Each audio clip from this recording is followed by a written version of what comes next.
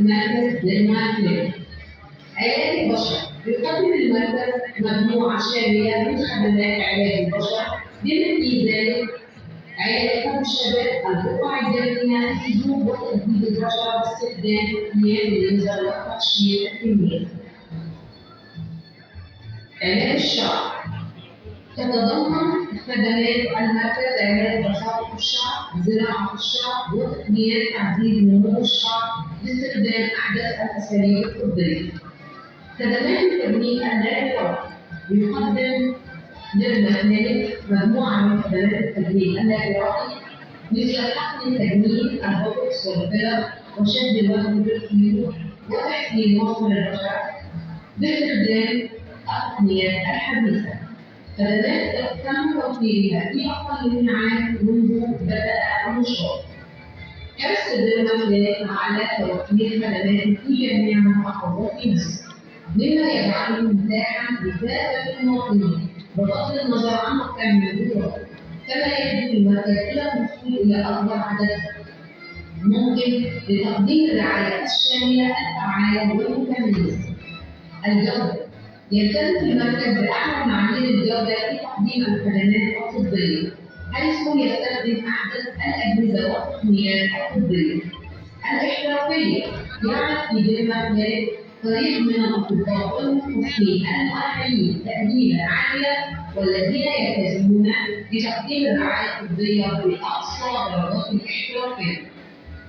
ومن جانب الابتكار يسعى المركز دائما إلى تبني أحدث الابتكارات في مجال علاج البشرة والشعر لضمان تقديم أفضل النتائج. الرعاية الشاملة يولي المركز اهتماما كبيرا بتوفير الرعاية الشاملة تتضمن الاستشارة، التشخيص، العلاج، بالإضافة إلى المتابعة المستمرة لضمان تحقيق أفضل النتائج. الخدمة المقدمة من مركز ديرما للمجتمع المدني يلتزم ديرما بدور الاجتماعي في مشاركة من خلال المشاركة في العديد من المبادرات الصحية التي تهدف إلى تحسين جودة الحياة للمواطنين. تشمل هذه المبادرات حملات التوعية بأهمية الصحة العامة وعلاج البشرة والشعر، وتقديم الخدمات الطبية المجانية في المناطق النائية والمحرومة. الخاتمة يستمر مركز ديرما في تحقيق رؤيته في أن يكون رائدا في مجال علاج البشرة والشعر في مصر، من خلال تخطيط لتقديم خدمات طبية متميزة ومتطورة تلبي احتياجات المواطنين في جميع محافظات مصر، بفضل القيم المتمثلة في الجودة، الاحترافية والابتكار.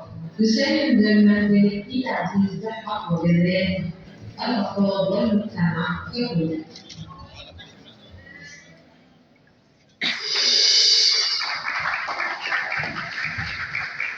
شكرا لهذا الحضور، وبنرحب بجميع المشاركين من المتخصصين والشركات الدوليه والعالميه الموجوده داخل مصر وخارجها. والان مع كلمه الدكتور احمد سيد ابو العلا، ماجستير النباتات الطبيه والعطريه بجامعه القاهره وعضو الجمعيه العموميه لنقابه المهن التكميليه ومدرب دولي معتمد بالبورد الامريكي، ويتحدث عن مشاكل الشعر والبشرة الرئيسية وكيفية علاجها طبيعيا. فليتفضل.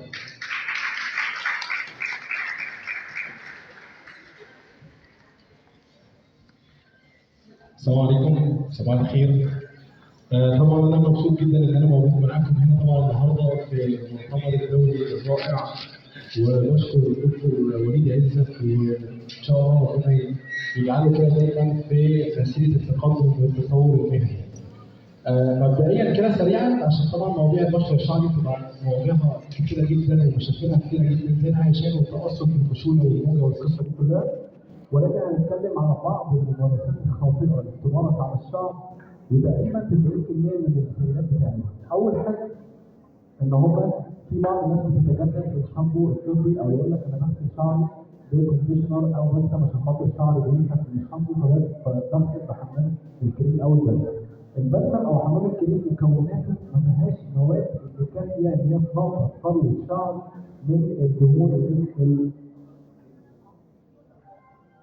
البلسم او حمام الكريم ما فيهوش المواد الخام اللي هي مسؤوله عن تنظيف فروه الشعر تنظيف آمن من الدهون والاتربه والغبار اللي الشعر بيجيبه او اللي بيطلع من مسام شعر.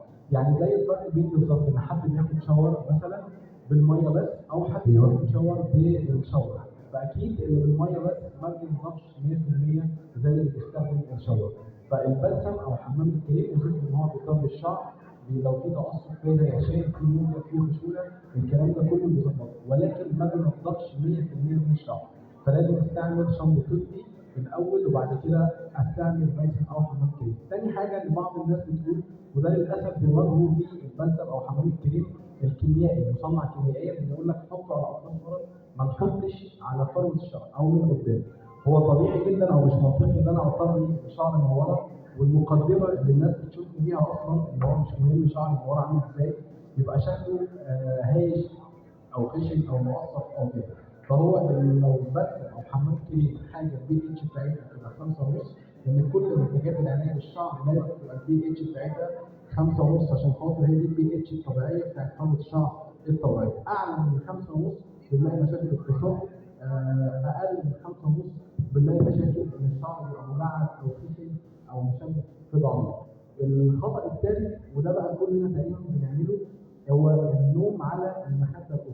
القطن ده اكبر عدو للشعر، لان القطن احنا اصلا في الصيف بنلبس تيشيرتات قطن او بنلبس قمصان قطن عشان ليها قدره على امتصاص العرق والرطوبه، فبالتالي الرطوبه لو قلت من فروه شعري بيحصل جفاف لفروه الشعر وبالتالي يحصل تساقط لفروه الشعر. عشان كده القطن بيمتص واحنا نايمين 7 ساعات 8 ساعات ومبسوطين بالعنصر القطن 100% ده بيسحب الرطوبه من فروه شعري ولا فروه الشعر حصل لها جفاف. فالافضل ان انا بجيب حاجه ستان واحطها على المخده قبل ما انام. الحاجه اللي بتعمل برضه مشاكل هو استخدام البلاستيك مش الخشب. أأمن وأفضل حاجة للشعر هو الخشب، لأن البلاستيك بيعمل إلكتريك ده الكهرباء المغناطيسية، ودي بتبقى بمقام كأن بالظبط بيصعد بني آدم بالكهرباء. ده اللي بيحصل على الشعر لما بيحصل في ناس بتبقى فرحانة قوي وهي بتسرح وتلاقي الشعر عمال يلزق في المشط تقول لك بص لما يجي معايا هو يا عيني بيتعذب وعمال يتكهرب وبعد كده بيحصل فيه التقصف والهشاشات. طبعا المكوى والسشوار والفك والحاجات دي كلها من اكبر الاعداء للشعر، لان الشعر عامه العدو اللدود بتاعه هو السخونيه. اي حاجه فيها سخونيه، الجو السخن بتاع بره ده يدمر الشعر، فاي تعامل حراري نحاول نتجنبه، لان التعامل الحراري بيفرد الشعرايه. احنا لو شفنا الشعرايه تحت الميكروسكوب هنلاقيها تخن مثلا قلم ماركر، لما بتتعمل مكوى وسشوار بتبقى تخن انبوبه القلم، فبالتالي كثافتها بتقل وبالتالي بيحصل فيها هيشان وتقصف للشعر. بيشرح طريقة للشعر الإنسان. برضه من ضمن الأخطاء اللي بتستعمل إن إحنا بندهن الزيت بتاع الشعر على فروة شعر مبلولة أو يكون فيها مية. المية طبعا كلنا عارفين إن هي لا تمتزج أصلا بالزيت، فلو شعري فيه مية دهنت الزيت فيه مية في شعري هيبقى الزيت فوق والمية تحت، فمنها الزيت مش هيقدر يخش مسام الشعر أصلا، وثانيا كمان هيقفل المية مش هتتهوى، فتبدا الميه تعمل بعد كده بكتيريا والبكتيريا تبدا تعمل قشره والقشره تبدا تعمل في بعض الناس بيحصل معاهم ان الامر يوصل لحشرات، بعد كده ممكن يوصل موضوع اكزيما الشعر، فلازم الشعر يبقى ماشي جاف عشان خاطر ادهن الزيت. تاني حاجه برضه نتجنب تماما الزيوت المعدنيه. في بعض الشغل الجاهز اللي بيتباع في الاسواق بيبقى بيجيبوا زيت الفرازين الطبي، ده زيت معدني مستخرج بترولي مش مستخرج طبيعي، ده لا يمتص عن طريق الجلد ابدا، فلو حطيته على شعري 100 سنه مش هيعدي مسام الشعر، فبالتالي لازم اتجنب الزيوت المعدنيه اللي هي البارابين او الفازلين. في ناس بتجيب تركيبات كده غريبه يقول لك حط مش عارف كبسوله فيتامين ايه مش عارف على فازلين وقلبها ومش عارف تمام، ده ينفع اكسترن خارجي حاجه تلميع للشعرايه، او الناس اللي شعرها خشن او مجعد اللي صعب الامر يوصل لمسام الشعر دول، لكن الفازلين ما بيخترقش المسام بتاع الجلد. دي يعني كانت اهم الاخطاء الشائعه، او ان انا ادهن زيت او كريم على دهان قبل كده، يعني انا دهنت امبارح وادهن بكره وبعد كده هدهن بعد بكره واغسل بعد كل دول مره واحده. كل دهنه ما بتمتصش كلها، بتمتص جزء منها، زي ما الجسم اي اكل بناكله اي شرب بنشربه الجسم بيستفاد ما بيستفادش بيه بنسبه 100%، بيستعمل جزء والباقي بعد كده بيضرب. فالشعر لما بيمتص او لما بيمتص الزيت او الكريم يتبقى منه جزء، لازم انضف فروه شعري منه، وبعد كده انشفه، وبعد كده ادهن الزيت او الكريم. والمعدل الطبيعي لدهان الزيت او الكريم بيبقى من مرتين بالكثير قوي لو جو حر 3 مرات في الاسبوع. سريعا انا هعرض بس عليكم المنتجات عشان برضه ما اخدش من الوقت بتاع الزملاء. هنعرض عليكم المنتجات. ده الشامبو بتاعنا، ده احنا شركه بيوتيفول، تمام. ده شامبو طبي، ده اهم حاجه فيه او اهم حاجتين ان البي اتش بتاعته 5.5، انه معمول بالاعشاب اللي هي المورينجا والصبار والزعتر والليمونيك والروزميري والسدر واليانسون والقرنفل وحبه البركه. ما فيهوش سلفات، ما فيهوش املاح صوديوم، ما فيهوش فورمالين، ما فيهوش بارابين. وده امن جدا لتنظيف فروه الشعر، تنظيف امن، لان في شامبوهات ثانيه بتنظف بس التنظيف بيجي على حساب صحه الشعر. ده بالنسبه للشامبو. هنخش بعد كده على المنتج الثاني هو حمام الكريم. ده بقى الناس اللي عندها هيشان او تقصف او خشونه او شعرها مموج نتيجه بقى الماكرو او السشوار او الفرد او طبيعه شعرها افريقي. فده فيه 4 انواع زبدات، في زبده الشيا، في زبده جوز الهند الطبيعي، في زبده الكاكاو الطبيعيه، في النخاع، بالاضافه للزيوت اللي هي الروزميري واليانسون حبه البركه والكتان. الكتان اهم حاجه في زيوت الشعر، الكتان لان فيه اوميجا 3 وفيه اوميجا 6 وفيه اوميجا 9 من الزيوت الجافه اللي بتخترق مسام الشعر بسهوله جدا، زيت السمسم وزيت الزيتون وزيت اللوز وزيت الارجان.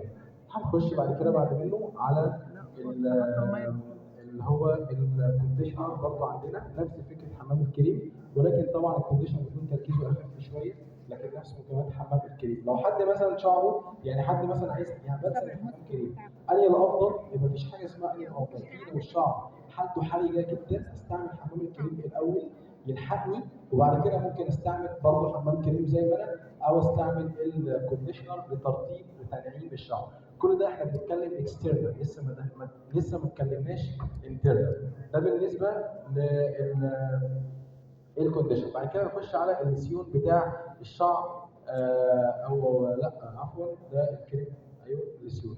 لسيون الشعر ده وظيفته ان هو بيساعد في الانبات بشكل كبير جدا، لانه فيه عشبه الحصان وعشبه الروزماري وعشبه القهوه وعشبه الزنجبيل، وفي زيت الروزماري المقطر وزيت النعناع الفلفلي المقطر. وده بيترش بعد ما بحط الكونديشنر على شعري 10 دقائق او ربع ساعه واشطفه وانشفه كويس بالميه.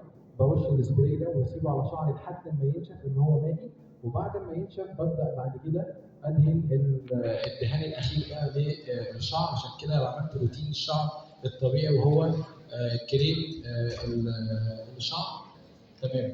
لا ده السبراي بتاع القشره، ده عامه سبراي قشره الشعر. الناس اللي عندها قشره او في بعض الناس اولادها في المدارس او الحضانات بيحصل لهم عاليه او في احيانا في خل عين، معلش انا مش ناسيك. في زيت شجره الشاي ده اقوى حاجه للقشره، في زيت الروزماري المقطر، في زيت القرنفل، في زيت القهوه وده بياكل القشره.